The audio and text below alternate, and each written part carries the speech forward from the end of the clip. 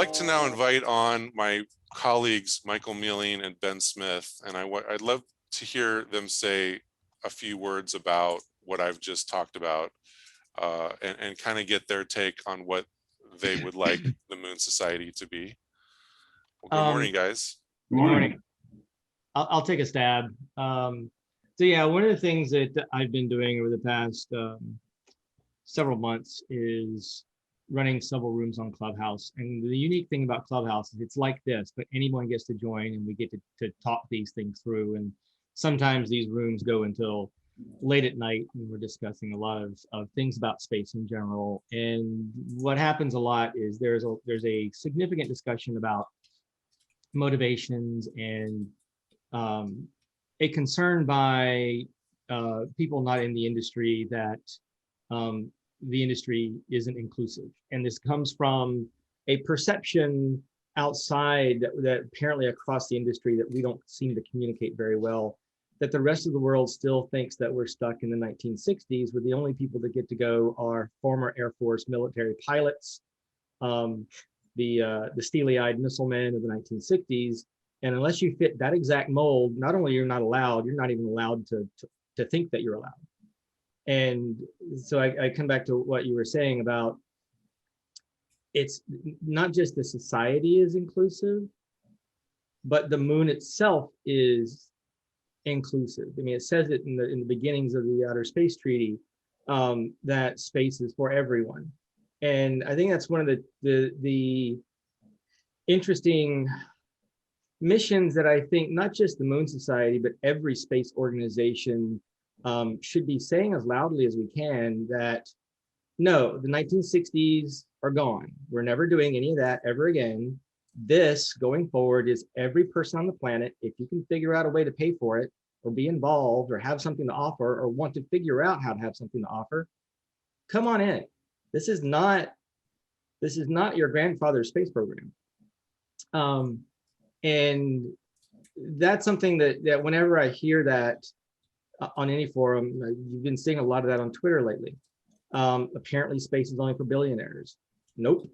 That is something that is a challenge for our industry, not least of which is a branding problem for what we're trying to do. But also we need all those people in the industry. Across the board, every single company that's in this business trying to build the things that we're talking about, they're having real problems finding employees. There are not enough people in our sector to fill the jobs that we have to be able to build what we want to build, to build what our customers want us to build. And that goes to not just engineers, but lawyers, project managers, HR reps, just every single thing that a company needs, we all need people. So yeah, as a society, the Moon Society, and as I said kind of yesterday, a challenge to all of our organizations. There is beginning to be the case where if a space advocacy organization is not regularly doing some very structured revisiting of its mission and how it's going about doing that, you are going to be quickly left behind by the pace at which the industry is moving underneath you. And I think we've seen that really just in the past year. So I think what we're all doing right now within the society is really doing the same thing that a lot of people in the industry are doing right now. Is my assumptions that I had for where my career was going to go, where the industry was going to go, have really changed a lot just in the past really year and a half. At the beginning of the pandemic, it was a different world, and I think we all have to respond to it. Yeah, I completely agree. I mean, as you said yesterday as well, Michael, that the space community is just innovating quickly. Things are happening very fast, and I think we also need to pay that in mind as we discuss what we want the Moon Society to be, and we need to be very future focused, or else we're not gonna be relevant. But I think one of the challenges that we have, and I've run across this a lot lately, is if we are successful, we have a large number of people coming into our organizations, into our companies, who don't have the collective or the history of where we've been, the discussions we've already had, and we all need to be a little patient with our new colleagues coming into the industry, because there's a lot of history that we all have in our collective minds that not everybody shares. So a little bit of patience is also good. Ben, what do you think about all this? Well, one of the things we talked about yesterday that got me excited was we talked about writing up a new position paper for the Moon Society on the why of going to the moon. And I think that could be really important. And James and I talked about it a little bit, but I like the idea of having lots of whys and having lots of people write each why. So we have a multitude of voices in a multitude of styles to show that we're not a monolithic organization, that we value diversity and inclusion, and that there's not a single why to go to the moon. Everybody who wants to go to the moon has their own particular why. It may be very similar, but are all a little bit different flavors. So I'm pretty interested in getting that started for the Moon Society, and then being able to, instead of just shove it out as here's our why, we can send it out in pieces. Well, here's one why, and then a little later we can send out another one. Here's another why, and then so we can keep the conversation going for a much longer time. Because a lot of times, these organizations, they put out a position paper or something, and people read it and they're like, oh, that's cool, and then it's forgotten. Right. So we can stay in the conversation longer, I think, that way. Yeah, that was the great advice we got from Nami Goswami yesterday. She's always out there on mainstream media getting asked about why are we going back to the moon, and she asked us, being able to point to a position paper that the Moon Society puts out telling the why very well would be a very useful tool for her, and also we could be sort of the authority in that conversation. Mm-hmm. And I love that idea of having that be a diversity of voices answering it. We do have a position paper back that was written in 2004, but obviously things have changed since then, and we need to dust it off. And I think the approach that you mentioned, Ben, is a great idea, to just highlight that there's so many reasons why you should go back to the moon, and let us talk about that intelligently. Right. And doing that, I think, will help the society as a whole define, okay, so what do we want the society to do to support these whys? How can we do that? Sorry, Michael, go on. But I think that what Ben was just alluding to at the very beginning, and even James said it, I think it's really important for the public and those of us not in the society or any other space advocacy organization, is to make it very, very, very clear at the beginning, is these whys for going to the moon, we want all of them to occur. We want all of them to be satisfied. Even if they seem mutually exclusive to certain people, let's figure out how to make it so that everybody gets to go for whatever reason they want to go, and we represent every single one of them.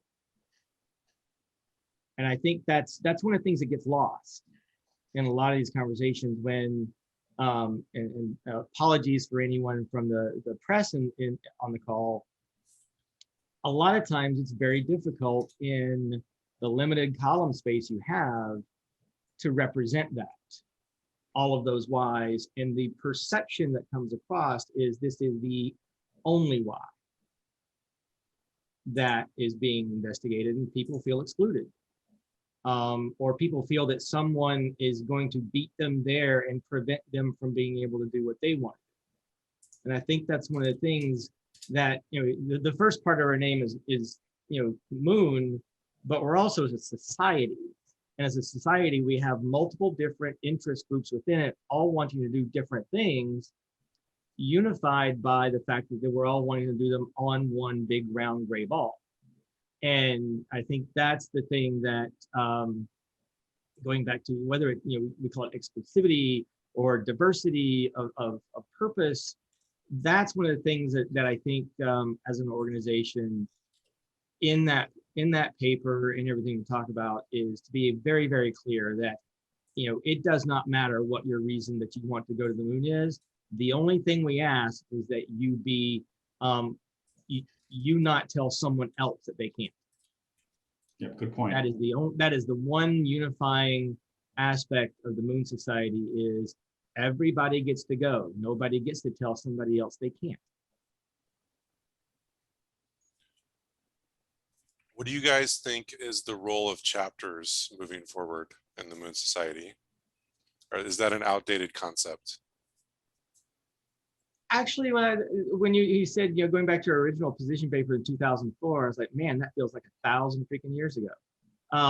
If you asked me about, February of 2020 even feels like 1,000 years ago, or really one really long April. I think that chapters, having tried to run an NSS chapter in Georgia, it's getting a little difficult. One of the things that I've always been interested in the NSS does a little bit of this, and some of the others do, is chapters also focused around particular communities or projects or technical, groupings of people that have a similar focus. And whether you call them chapters or focus groups, that's something that I think a lot of the other organizations would do well to take a look at as well. But no, I think they're yes, especially coming out of the pandemic. I think people are going to treasure their face-to-face meetings when they can have them a little bit more than they have in the past. So, but I think the challenge all advocacy organizations have is we have a mixture of people who are professionals in the industry, and we have a fair number of people who are not. They're from the outside. They may not have technical backgrounds. So when you have a chapter, how do you give people the satisfaction of being involved in something rather than going to a meeting, sitting in a chair and listening to someone, slap their gums at them once a quarter? I think that's one of the challenges to creating cohesion and participation in a chapter. And I know all of our organizations struggle with that. Yeah, I think I don't want to write off physical chapters completely yet. Michael's right. They're definitely more difficult to start and to sustain. I liked one of the things he touched on, though, is maybe we should start thinking about having virtual chapters for specific interests.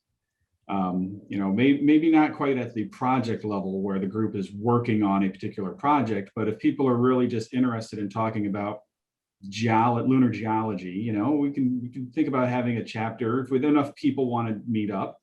We've got the virtual chapter that we're starting, which is for everybody, all members. I've had a couple of people in other countries reach out to me and say they might be interested in starting their own virtual chapter, or at least a version of Mare Cognitum.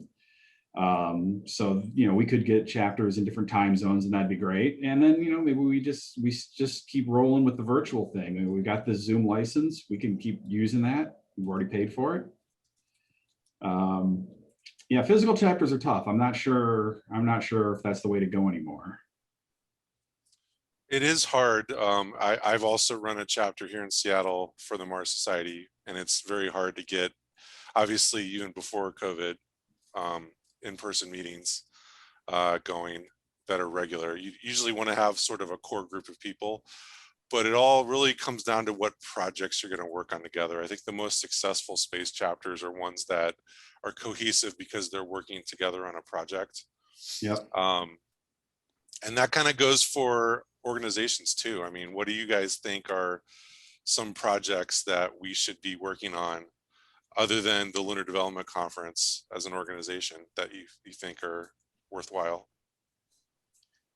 Well, I think the virtual chapter we're starting up, I think that could be a good, gluing type function, get people involved, get them a sense of community. Like I said, I think maybe starting up other virtual events for specific topics could be another way to get people involved. It's hard to do a lot of physical projects when you're all doing it virtually.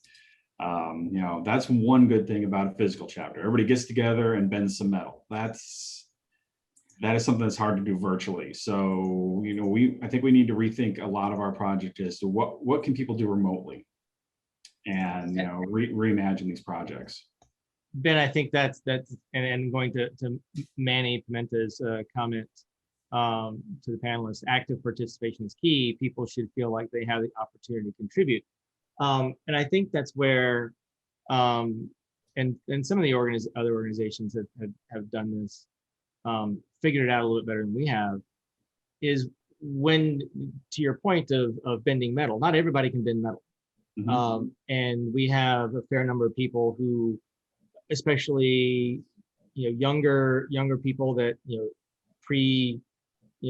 having a mechanical engineering degree, but we also have lawyers, we have people that are non-engineering oriented. So how do we create things that are not physical or engineering or science related, that require significant amounts of training for them to be able to participate? The default among most organizations is some type of political action. But there's also other things that you can do where it's almost like lobbying, but you're not lobbying a politician, you're lobbying the public. Public outreach to locally or even nationally or internationally. There's other things, and I think all of our organizations, NSS is a little bit better because of their phone trees and their actions they can get people to take, both politically and non-politically, just responding to particular articles, supporting things, social media. That is something that our members and future members that may not feel comfortable going and talking to their House or Senate representative, or may not feel comfortable participating in a technically oriented project, finding things that engage them and give them purpose and give them satisfaction that they are able to contribute. That's an interesting challenge. I think that's one of the places that we might have fallen down as an organization in the past. Yep, I agree. I think you're absolutely right. And I think we have an opportunity with the whole virtual environment to maybe flip the script on that. There is absolutely no reason we can't rethink projects. Projects don't have to be specifically, we're going to build something, or like you mentioned, lawyers. People have a passion for law. Let's start up a virtual group for solving some legal problems for settling the moon. They're legion. People like cooking. Hey, we got to figure out how we're going to cook on the moon. So, we can start up interest groups that actually do some real good in moving the dial on this, but you don't have to be technical or have a degree for any of that. I mean, there's so many things that need to be figured out before we're actually going to live on the moon. And most of them just aren't sexy enough to get any real funding from government or businesses. Yeah. So we can actually help fill some of those gaps, I think. Yeah, I completely agree. There's a lot of things that that we could do just in terms of virtual stuff. And I think our Slack is a great tool to facilitate that. Although I think it's not the final answer of how we should all collaborate. I definitely think that our culture as an organization right now is a lot of text-based discussion, which goes back to the beginning. I mean, we had the ASI MOO when the organization was founded, and that was the main way that people collaborated then. But having things like our annual meeting next month, I think is going to be a great, if we can do that as a Zoom call instead of a text chat, I'm definitely in favor of that. But also having other working sessions that are Zoom based, or using other tools. There's a lot of other video based collaboration tools out there too that we could use and have it be getting real work done in a virtual setting, I think is something we can really innovate on. You are absolutely right, James. I mean, Slack is great for, I think Slack really works good for casual conversations, or if you're just keeping a dialogue going over time. But I think if you really want to get some work done, Zoom or a different platform is the way to go. Text is just way too slow and inefficient to get some real work done. And one of the things that I've discovered over the years is there are people that find text conversations like that to be either tedious or hard to keep up with, especially when they're flowing fast, especially if you're not a fast typist. Yeah. So yeah, these, I mean, some of the conversations that we've had on Clubhouse, whether it's, you know, Lordy, space policy and law conversations going to like 1:30 in the morning with people from, you know, 8 different countries around the world in you know, every time zone that we have, they can be productive. Mm-hmm. And so yeah, I definitely think that Clubhouse might have a role depending on whether or not that thing, all of those types of things survive coming out of the pandemic. One of the things I am happy to see across our industry is hopefully, and I'm looking, you know, giving some side eye to Space Symposium, Satellite, some of the other bigger conferences with very large price tags. And I know Space Symposium has said they're not doing a virtual anymore. And I'm like, then I wasn't going to go before because it's too expensive, and I'm not going to go now because, you know, there are better ways to do this than trying to get everyone in one giant ballroom in the middle of nowhere. So sorry, that was a rant. That was No, you're absolutely right. And I think that's something we definitely need to keep in mind go forward for, you know, future LDCs. I mean, I like the idea that it's virtual, I like the idea that anybody in the world can jump on and participate. You know, because, you know, these physical conferences, they're really expensive. It's not just the price tag to get in, it's the travel too, and the lodging and everything else. And that's just really blocks a lot of people from joining our community. So yeah, I totally agree with that.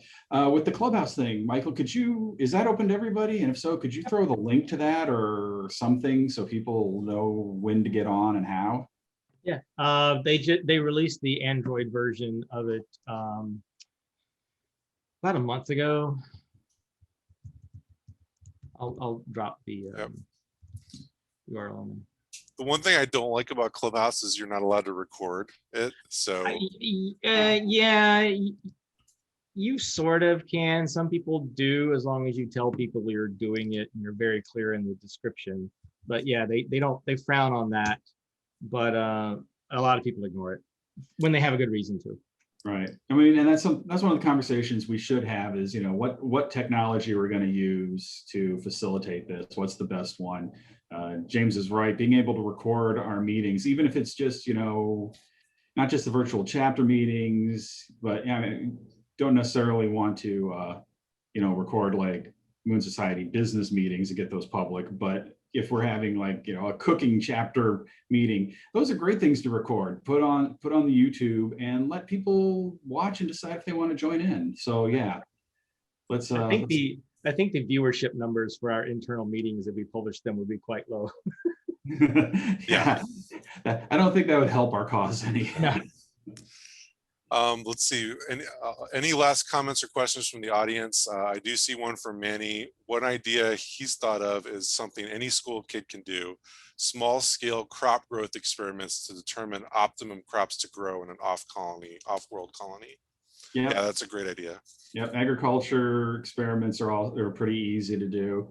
And you know, we could definitely brainstorm a couple of just very simple experiments, put them up on the web and get people involved and actually like collect real data and actually move everything a little bit forward. So yeah, we got all kinds of ideas for projects, but like I said yesterday, the bottleneck is people to implement. And you know, we need all kinds of volunteers, but we really need our leaders, people that can pick up a project and run with it till completion. We get a lot of people that pick up projects and then disappear or put them down for whatever reason. And we really need to increase our bench strength on volunteers and leaders. Yep. So Um, this means you, if you're listening to us, if you want to join us at the Moon Society, it's $35 a year, and you can be a leader at the Moon Society. Yep. It's a great thing to put on your resume. It's a great opportunity for building new skills, and we'd love to have you. Networking. Yeah. One of the things that came out of yesterday is I'm going to be contacting Melissa Roth to see if we can figure out a way to get a low cost version of Lunar Simulant, and possibly put together some projects for K through 12 going, here is some simulated lunar regolith. How would you figure out the best way to be able to grow a particular crop in that kind of soil, as a way to start getting at least some data, but also in getting some engagement by, putting some actually simulated lunar soil in the hands of kids.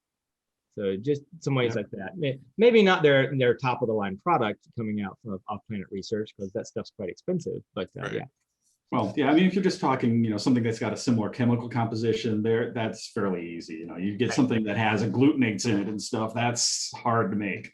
Right. So yeah. One of the things I thought that we could do is we should have like a teacher's aid section where we have experiments, we have flyers, we have lesson plans that they can just pull off the website and use in their class. I mean, I've known several teachers and they're pretty hungry for stuff like that. Especially if it's set up to be specific to their testing and curricular requirements. Yeah. So if there's any educators out there that want to help us do that, Yeah. please join us in Slack. Well, thank you, Michael and Ben. This was a nice discussion to kick us off today. Thanks, guys. I hope you guys enjoy the conference today.